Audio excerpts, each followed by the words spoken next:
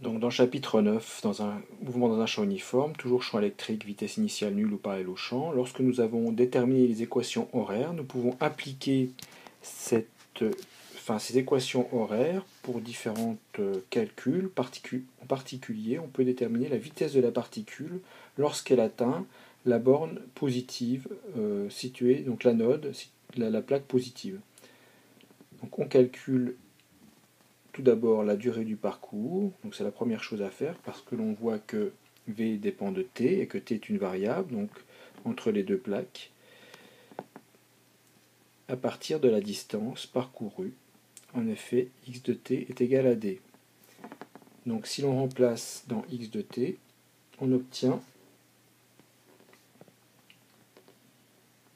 donc x de t, d, est égal à ue fois ta au carré. ue sur 2dm, fois ta au carré.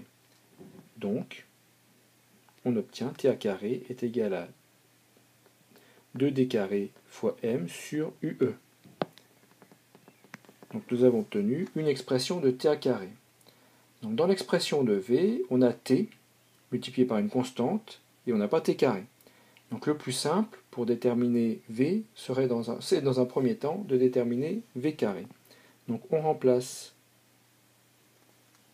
dans l'expression donc vx ta au carré, et donc on a vx fois ta carré est égal à u fois e sur dm fois ta, donc le tout au carré.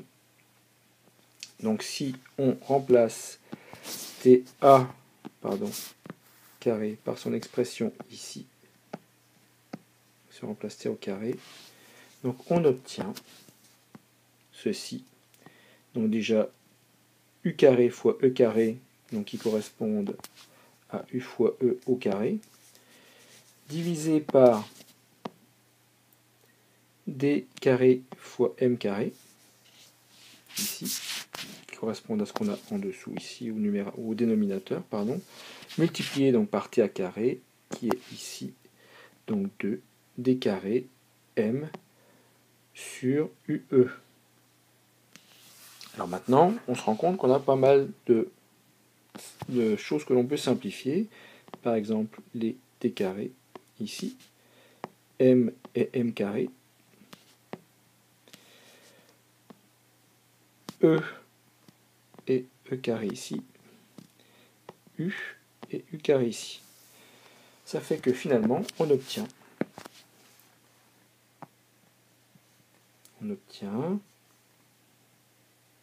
voilà, si on simplifie, on obtient alors Vx de ta au carré est égal à 2ue sur m. Donc maintenant, pour déterminer Vx à l'instant ta, c'est-à-dire au moment où la particule arrive sur la plaque positive, il suffit de prendre la racine. Donc on a Vx fois ta est égal à racine de 2ue sur m. On va reprendre un peu les unités de tout cela. Donc on a V qui est égal en mètres secondes moins 1, U qui est la tension entre les deux plaques en volts, E qui est la charge de la particule en coulombs, et M qui est la masse de la particule en kilogrammes. On se rend compte dans cette relation que la vitesse ne dépend pas de la distance entre les plaques, mais uniquement de la tension entre les deux plaques et de deux grandeurs qui ne dépendent que de la particule.